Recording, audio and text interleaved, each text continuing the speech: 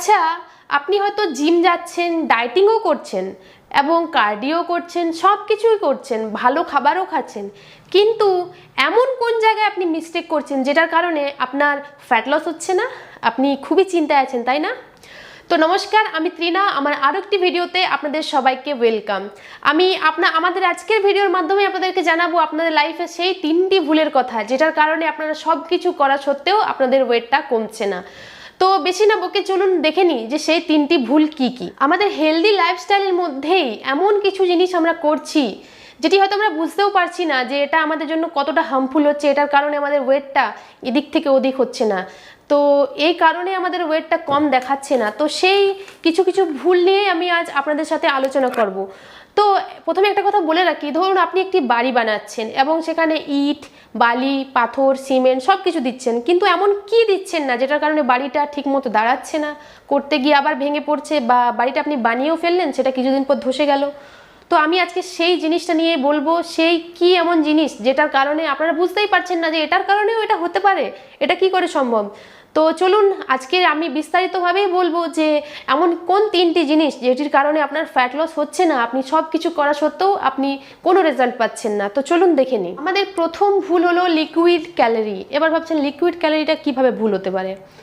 আমরা স্যালাড খাচ্ছি ধরুন, এবং আমি আমার অনেক ভিডিওর মাধ্যমে বলছি আপনি ফ্রুটস খান, তো আপনি সেক্ষেত্রে ফ্রুটস কত খাবেন, তাই জন্য ভাবছেন আমি ফ্রুট জুস খাবো। এবার জুসটা আপনি বাড়িতে না বানিয়ে জুসটা কিনছেন দোকান থেকে, মানে প্যাকেটের জুস, এবং প্যাকেটের জুস মানে অত অথেন্টিক নয়, ওখানে চিনি অ্যাডেড থাকে, এবং সেখানে যেহেতু চিনি অ্যাড থাকে, অনেক ধরনের কেমিক্যাল থাকে, সেখানে ওটার ক্যালোরিটা ডবল থেকে ট্রিপল হয়ে যাচ্ছে।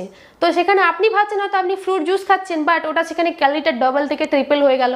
এবার তার সাথে আপনি ভাবছেন আপনি জিম টিম করছেন, ব্যায়াম করছেন, এ কারণে আপনার এনার্জিটা কম মনে হচ্ছে, তাহলে একটু কফি খাই। এবার কফি খাচ্ছেন যখন, ওখানে চিনি দিয়ে খাচ্ছেন, কফিটা আপনি চিনি দিয়ে খাচ্ছেন, ফলে ওখানে আপনার ক্যালোরিটা অনেক বেশি হয়ে যাচ্ছে, ফলে আপনি বুঝতেও পারছেন না যে আপনার পুরো দিনের ক্যালোরির যেটা একটা রিকোয়ারমেন্ট থাকে, আপনার ধরুন মেনটেনেন্স ক্যালোরি বা যতটা আপনি ডায়েটিং করছেন, আপনি যখন ফ্যাট লস করছেন সেখান থেকে আপনি কম ক্যালোরি নেবেন, কিন্তু ক্যালোরিটা ওই চা, কফি এবং ওই ফ্রুট জুসের মাধ্যমে আপনার কতটা বেড়ে যাচ্ছে, আপনি আপনার হিসেবের বাইরে চলে যাচ্ছে।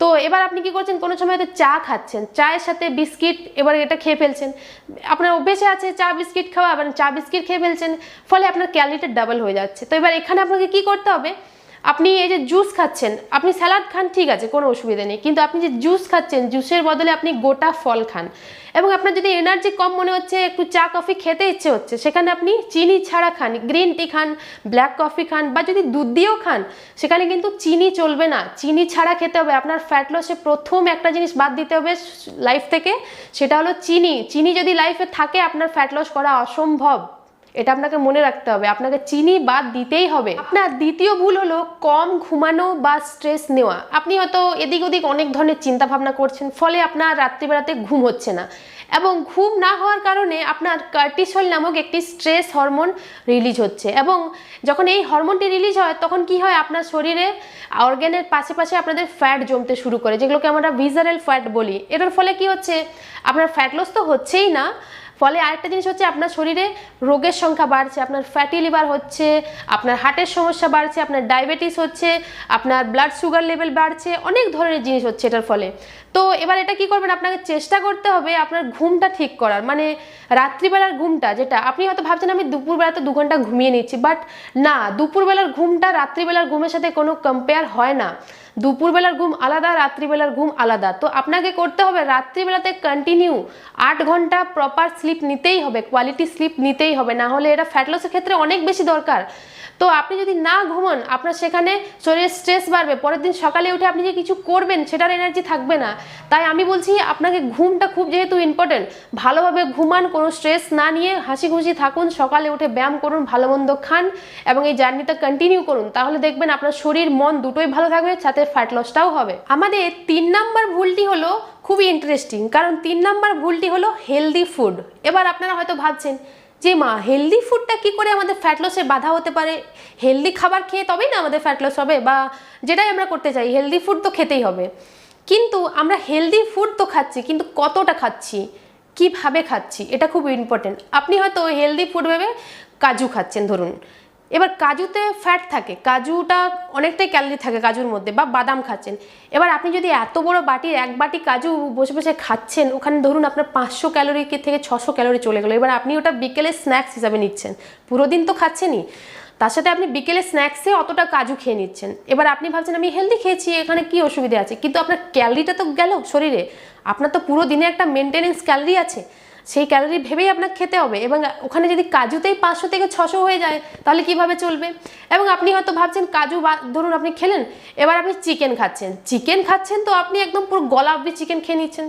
এবার আপনি প্রোটিন ভেবে হয়তো চিকেন খাচ্ছেন, আপনি চিকেন হয়তো আপনার 6 পিস কি 7 পিস চিকেন খাওয়া দরকার, 100 গ্রাম চিকেন আপনার নেওয়া দরকার, আপনি ওখানে 250 300 কি কোনোদিন আবার বিয়ে বাড়ি এটা হলে তো আপনি 500 গ্রাম অবধি চিকেন খেয়ে নিচ্ছেন, ভাবছেন আমি তো হেলদি জিনিস খাচ্ছি। বাট না, আপনি যেটাই খাবেন সেটা আপনাকে ভেবে খেতে হবে। আপনি হয়তো ব্রেড বা পিনাট বাটার খাচ্ছেন, পিনাট বাটার আপনি এতটাই পরিমাণে খাচ্ছেন, সেখানেও আপনার বেশি ক্যালোরি চলে যাচ্ছে। এবার অলিভ অয়েল তো শরীরের জন্য খুবই ভালো, কিন্তু অলিভ অয়েল তো যেহেতু অয়েল, ওখানে তো ক্যালোরি তো থাকবে, প্রচুর পরিমাণে ক্যালোরি থাকবে। এবার আপনি অলিভ অয়েল হয়তো চিকেন অলিভ অয়েল করে খাচ্ছেন, অলিভ অয়েল দিয়ে একটু সটে করে খাচ্ছেন, বা কোনো ভেজিস অলিভ অয়েলে একটু সটে করে খাচ্ছেন, সেখানে আপনার অনেকটা মাত্রায় ক্যালোরি চলে যাচ্ছে। মানে হেলদি খাওয়ার চক্করে কী হচ্ছে, ক্যালোরিটা আপনার ডাবল থেকে ট্রিপল হয়ে যাচ্ছে। তো সেখানে আমাদেরকে ফ্যাট লসের ক্ষেত্রে এটা সবসময় মাথায় রাখতে হবে যে আমাদের যেটা মেনটেনেন্স ক্যালোরি, সেখান থেকে আমাদের 300 থেকে 400 কম খেতে হবে। আমাদের ধরুন মেনটেনেন্স যদি 2000 হয়, আমাকে ওই 1600 মতো খেতে হবে। এবার আমি হেলদি খাওয়ার চক্করে যদি 1600 জায়গায় আমি 2200 বা 2300 খেয়ে ফেলি, তাহলে তো আমাদের বেকার হয়ে গেল পুরো ব্যাপারটাই। মানে আমাদের ফ্যাট লসের জায়গায় ওয়েট গেন হয়ে যাবে। তো সেক্ষেত্রে আমাদের এই জিনিসটা মাথায় রাখতে হবে যে আমরা হেলদি খাওয়ার চক্করে যেন বেশি না খেয়ে ফেলি, আমাদেরকে কন্ট্রোল করে খেতে হবে, বুঝে শুনে মেপে খেতে হবে। তো কি মনে হচ্ছে, এই ভুলগুলোই তো আপনারা করছেন, তাই না?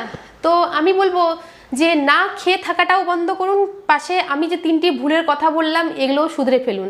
কারণ না খেয়ে থাকাটাও যেমন ভালো নয়, তেমনই যদি বেশি খেয়ে নেন ওখানে ফ্যাট লস হবে না, তার জায়গায় ওয়েট গেন হয়ে যাবে। তো আমার এই 3টি ভুলের মধ্যে কোন ভুলটি আপনারা সবথেকে বেশি করছেন সেটা আমাকে কমেন্টের মাধ্যমে জানাবেন।